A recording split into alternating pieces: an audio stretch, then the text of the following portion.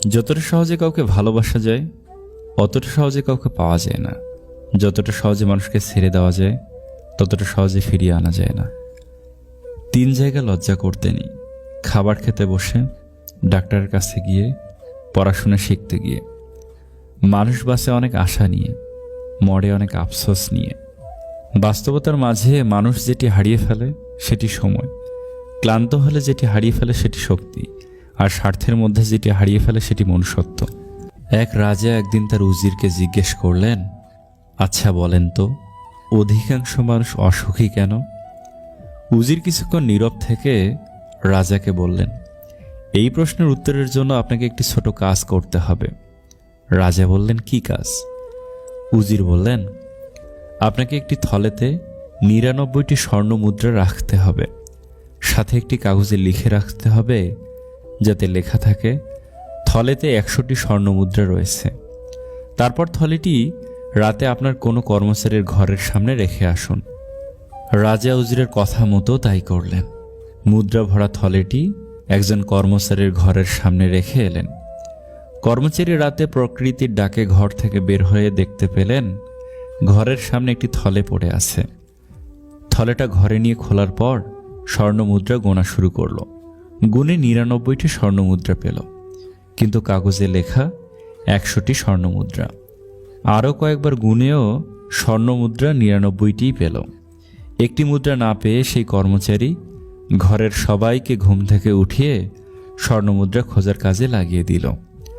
সবাই মিলে সারা রাত খোঁজাখুঁজি করেও স্বর্ণ মুদ্রাটি আর পেলেন না। এদিকে রাজা আর উজির আড়ালে দাঁড়িয়ে সবকিছু লক্ষ্য করছিলেন। সকালে ওই কর্মচারী যখন রাজবাড়ি আসলেন, রাজা দেখতে পেলেন কর্মচারীর মুখ মলিন। তার মন যেন অতি মূল্যবান কিছু হারিয়ে যাওয়ার ব্যথায় জর্জরিত।